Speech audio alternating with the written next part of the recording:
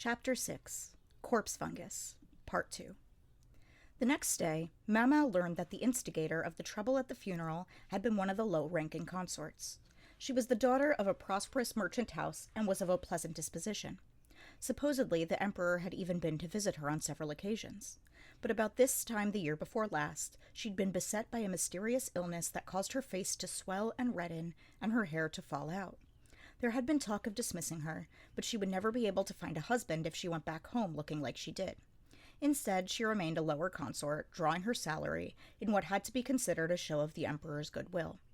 The real question was, what had driven this consort to show up spitting and cursing at the dead woman's funeral? The simple answer would seem to be that the deceased middle consort had caused the mysterious illness. The lower consort had fallen ill about this time 2 years ago, and it was in the same season this year that the middle consort had died. The symptoms of the disease rang a bell for Mau Mau. On a hunch, she went to one particular place, and when she found exactly what she had expected, her suspicion turned to certainty. She had come looking for a specific species of thoroughly poisonous red mushroom. She collected a sample, wrapping it carefully in several layers of cloth. She was almost sure this was the kind of mushroom Jinshi had been looking for. Mau Mau asked a eunuch to send a letter to Gaoxuan, and the next day he and Jinshi arrived. Considering the specimen they were dealing with, the medical office seemed like the place for today's discussion. The quack doctor fussed around making tea. Mau Mau the cat groomed herself before curling up to sleep. The quack might not be any good at mixing up medicines, but he made a mean cup of tea.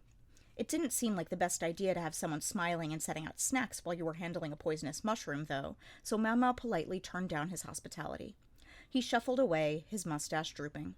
She felt bad, but what else was she supposed to do? She noticed him sneaking little peeks at them. He looked sort of lonely, so she made sure to close the door tight. As she did so, the doctor's look turned to one of genuine sadness, but she paid him no mind. "Wrap this around your hands, Master Jinshi, and this is for your mouth." Mau Mau handed him and Gaoxuan some squares of cloth. Then she took her own advice and covered her mouth and hands. She really would have liked to have proper gloves available, but she hadn't been able to find anything thick enough on short notice. Jinshi and Gaoxuan looked a bit doubtful, but they covered themselves up just like Mau Mau. She produced a wooden box. "Is that it?" Jinshi asked, his voice muffled by the cloth. "Yes, sir. A very poisonous mushroom." Mau Mau opened the lid and pulled back several layers of cloth to reveal a mushroom that did indeed look very dangerous. It looked like a red, swollen finger. It could hardly have been clearer that this was not something you were supposed to put in your mouth. This mushroom grew near withered broadleaf trees, and even a single bite of it could be lethal. In fact, to make it even more dangerous, simply touching it could be enough to poison a person. "I found it in a grove in the northern quarter." Unlike the southern part of the rear palace, the emperor rarely visited the northern area. As such, evocative and beautiful vistas were less important, and parts of the land were allowed to go to waste while buildings stood empty. Even this grove, which had once been a distinguished piece of landscaping, had been neglected until now it was in a terrible state. Apparently, though, it was a state these mushrooms preferred, for they had begun to appear there. It could only be called bad luck. Mau Mau had searched over much of the rear palace, but she was only one woman and could hardly canvass the entire place. If she'd noticed these mushrooms, she certainly would have at least alerted Jinshi. They were just that dangerous. They were also relatively rare, which was why it hadn't occurred to her that they might be growing here until the recent incident. If missing them had been bad luck, the fact that she found them now was good luck. "These mushrooms can cause your hand to swell just by touching them," she said, "and don't get them anywhere near your face. Otherwise you'll end up like this," she added, rolling her sleeve back from her left arm. She undid the wrapping slightly, revealing her wrist. It was swollen and angry red and bore a welt that would probably never disappear. Indeed, it looked very much like the lower consort's face, and like the scar on the arm of the lady-in-waiting who had given Mau Mau her flower. "I only brushed against one gently out of personal interest, and this is what happened," Mau Mau said. She'd simply been testing it, as she did so many poisons she encountered. Several times each year, she and her old man would go into the mountains to collect medicinal herbs, and it was on one such occasion that she had found one of these mushrooms. Touching it had turned out to be a poor choice. Even her slight brush had caused her skin to swell up and turn an angry red color. When her old man had seen it, he'd immediately doused her wrist under running water, but the swelling wouldn't go away. "I noticed you always kept that arm bandaged. It was because there are scars under there?" Jinshi was looking at Mau Mau closely, his face somewhat stiff. Come to think of it, she'd never shown the eunuch her scars before. Not to worry, sir. I give myself these scars in the ordinary course of my experiments. She rewrapped the bandage and tucked the coxswain-like mushroom back in its box. She would have to dispose of it properly later. What experiments? Just things of personal interests. Interests? What interests? The blood had drained from Jinxi's face, but as for Mau Mau, she wanted to hurry up and finish this conversation. Pretending she hadn't heard him, she said, The body in the coffin had a swollen face, and her hair had fallen out. I suspect she was suffering from the effects of this mushroom. Wasn't that what you wanted to know about, Master Jinxi? Perceptive as ever. It was not Jinxi but Gaoxuan who spoke, a strained smile on his face. Maybe they hadn't wanted anyone else to know that the middle consort's cause of death had been a poisonous mushroom. That, however, struck Mau Mau as most unnatural. Could you explain the situation to me in more detail? She asked. Maybe it would be better for her not to know, but not knowing would be even worse. Jinxi's shapely eyebrows creased, and he stole a glance at Gaoxuan. Gaoxuan's face, though, remained impassive, and finally Jinxi sighed deeply. Consort Jean had been ill for nearly a year before her death. Her face and head were so badly swollen she could barely talk. Jinxi visited the middle consorts about once a month, including the sick woman, Jean. Whenever he went to see her, he said, he'd found her lying in her sleeping chamber, looking agonized. There was a lower consort with similar symptoms, and, just like her, by His Majesty's good offices, Jean was allowed to remain in the rear palace. A variety of rumors circulated about Jean, but she was the daughter of a high official, and there was no telling what might happen if she came back to him looking like she did. Consort Jin had previously been known for her haughty personality, more than ready to flaunt her father's authority any time it suited her, but her illness seemed to subdue her, and she had become very withdrawn. Mau Mau thought. Jinxi, she realized, must be a very diligent person. From Consort Gyokyo to the lower consort at the funeral, he had to pay the utmost attention to these women. Consort Jean, it seemed, had used the poisonous mushroom against the lower consort, and had then attempted to use it on someone else, but had mistakenly touched it herself, ultimately leaving her disfigured and with no hope of attention from the Emperor. She was handled in the simplest feasible way. She would be allowed to stay in the rear palace, so long as she caused no further trouble. It sounded cruel, but sometimes that was the sort of solution one had to adopt in politics. However, Jean had been a proud woman. Unable to bear the state she was in, she finally poisoned herself and committed suicide, Jinxi said. At least, that was the testimony of her ladies-in-waiting. Jean had had 5 ladies, and all of them had given the same story. Everything appeared to match up. It was Jinxi's responsibility, though, to think of things from a variety of angles. That was part of the reason he hadn't spoken to Consort Gyokyo about this. So you wanted to know where she got the poison, Mau Mau said, and Jinxi nodded. There was no telling how Jean's father would react to the news of his daughter's death, but if there had been underhanded dealings involved, then he would hardly have any choice but to make minimal fuss. Mau Mau hummed again, and, taking the handkerchief away from her mouth, stroked her chin. A question, sir. That would imply that she ate the poisonous mushroom in order to kill herself, wouldn't it? That's right. But that only made things stranger. Jean's face had been red and swollen. It would have made sense had it been that way for some time, but some of the swelling was clearly fresh. It's true that this mushroom causes swelling upon physical contact, Mau Mau said, but I would expect eating it to produce swelling of the tongue and inside of the mouth. I didn't know it could cause inflammation of the face as well. Really? Yes, sir. This mushroom causes stomach pain and vomiting and can even induce paralysis.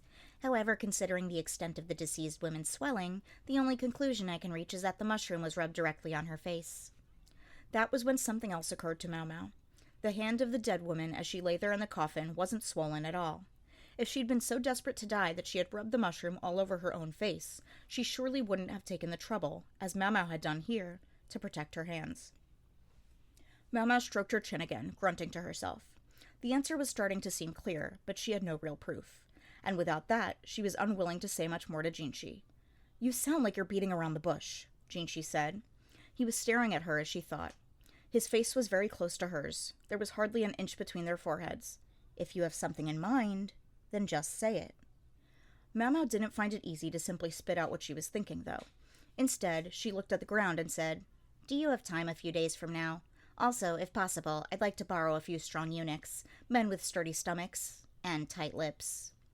Jinxi looked perplexed by this request, but nonetheless said, Very well, if that's what it takes to get to the bottom of this, they're yours.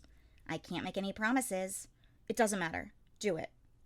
The command in his voice was unmistakable. Good. It's better that way. Mau Mau was just a minor palace woman. Things were so much easier when he treated her as such. Understood, sir, she said with a bow of her head.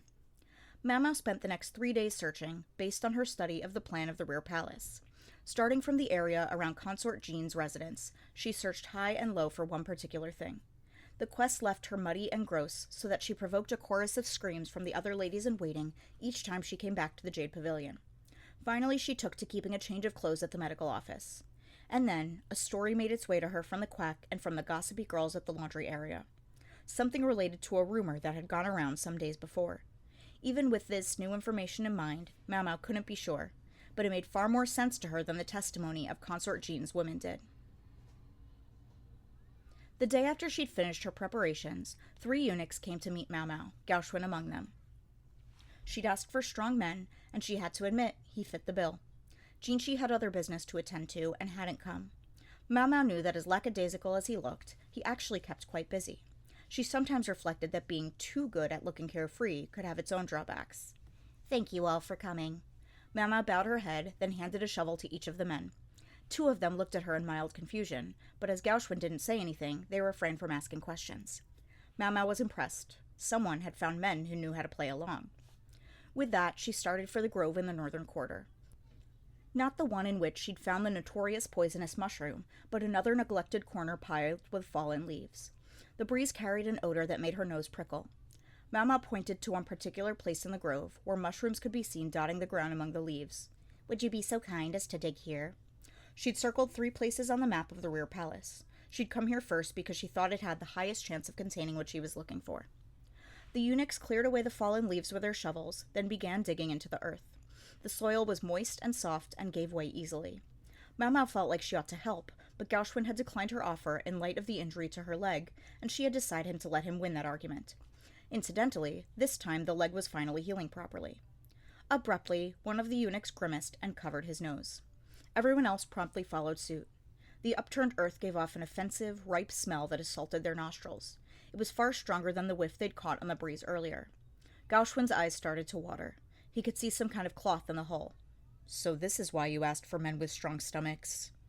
He stuck his shovel in the ground, his brow more furrowed than usual. He gave the soil a good kick, turning it over with his shoe. It is, and I see he made good choices, Mamo thought. One of the eunuchs was expressionless, the other smiling grimly as they regarded what emerged from the ground. Mamo was glad there was no one else present. Otherwise there would have been a great deal of screaming or fainting, either of which would have made this substantially harder than it had to be. And what had emerged from the ground? The bones of a human hand and arm. Bits of flesh still clung to it, but it had clearly been buried for quite some time. They had found a corpse. "Is this the proof you were looking for?" Gauchwin asked. Mamo looked down. "I have to admit, I didn't think I would find it on the first try." Hence why she'd marked 2 other possible spots. Feeling strangely queasy, Mamo watched the men exhume the body. Mamo didn't have to explain who the corpse was. It was still wearing several lovely accessories, each of which carried the crest of one consort in particular, Consort Jean. She had already been dead a year ago. Gauchwin placed the body in a wooden box that would serve as a coffin, then turned to Mamo with a tired look. The other 2 eunuchs had been dismissed. Their part in this was over. No doubt they would be eager for a bath. Gauchwin assured her they wouldn't say anything, and she trusted him. "Consort Jean died a year ago," Mamo said. "We can't know whether it was murder or an accident, but we can be confident her ladies-in-waiting knew of her demise." They were in the medical office, which they had borrowed for their discussion. Gauchwin held a teacup but didn't drink from it. Instead, he looked Mamo in the eye and said, "Then who did we hold that funeral for?" "There would have been someone else who knew about the consort's death, someone besides the ladies-in-waiting." Mamo took a piece of paper from the folds of her robe. It was a drawing of a young woman, a sketch Mamo had produced after picking the brains of the woman at the laundry area about the palace women who had mysteriously vanished. Gauchwin studied it for a moment, then shook his head. "You've heard there was a palace woman who went missing?" Mamo said. "Yes." Such vanished women frequently turned up dead by their own hands within a few days. It was impossible to escape this flower garden with its deep moat and high walls, and trying to do so meant death anyway. Say a consort's face were to be disfigured so badly that only her ladies-in-waiting would likely know who she was. And suppose her head was then wrapped in bandages, and she could hardly talk. It would be easy enough for her to deceive someone who only saw her once a month. Even better for her if that person was neither able nor expected to stay in a consort's chambers very long. You're suggesting the missing woman was actually a co-conspirator? I couldn't offer any specifics. It simply seems like a reasonable deduction. Mama could think of a few reasons why the woman might do such a thing, but these deductions were just slightly less reasonable, and she decided to keep them to herself. Suppose the jealous consort Jean had despised the fact that a woman who looked so much like her had earned the affections of an official, while she herself languished without so much as a single visit from the emperor. She found every opportunity to needle the woman, provocation finally turned to quarrel, and by design or by accident, Jean died. The ladies-in-waiting, never too enamored of their mistress, decided to lie and say that the consort had fallen ill, both out of self-preservation and sympathy for the other lady. The culprit's sense of guilt left her with no choice but to join them in their story. The woman's impending marriage, though, threatened to unravel the deception. When her term of service ended, there would be no one for Jinchi to see when he arrived the next month. Panicked, the ladies-in-waiting had... Better stop there, Mama thought. Let the bigwigs pick whatever motive they thought was fitting. Mama took a sip of tea as the thoughts flitted through her head. Gauchwin seemed to understand that she didn't want to speculate aloud, because he didn't press her further. He did, however, ask one question. How did you know she was buried there, of all places? There had been no traces of burial in the patch of earth Mamo had chosen. A suspicious soul might have wondered if Mamo herself were the culprit. Disturbed earth isn't the only kind of evidence. A profusion of mushrooms had popped up over the body, and different kinds of mushrooms grow in different places. My adoptive father taught me that particular kind of mushrooms favor manure, or dead animals. Otherwise, you didn't see it much. That was why Mau had been so excited when she spotted the mushrooms. She'd assumed they were growing in overflowing waste from the sewers. Not that that wouldn't have been bad enough, but now she knew she'd been enjoying a little mushroom hunt right over a human corpse. I figured that accounted for the smell. I apologize. I couldn't be sure, as I'm not supposed to touch dead bodies. The sewer hadn't been backed up after all. It had been the smell of rot seeping out of the earth as the weather got warmer. No wonder Yinghua had found the odor so unpleasant. Gauchwen grimaced again. The creases in his brow were practically valleys. Somehow, she felt like he was glaring at her. May I ask one more thing? He said, in a way that gave her a bad feeling. What do you plan to do with all the mushrooms you picked recently? This time, it was Mau Mau's turn to fall silent. She shot a glance at her basket, bulging with mushrooms she'd intended to sort through later. You must understand, sir. There are a great many interesting specimens in there. Specimens of mushroom that grow from corpses? No, I found nothing so caterpillar fungus-like as that. She wondered if there even was such a thing. If so, she'd certainly like to see it once in her life. She wondered what effects it might possibly have. Mau Mau's motivation was innocent curiosity, but so few people understood that. So few people, including the dedicated, fastidious Gauchwen. He had every last mushroom disposed of.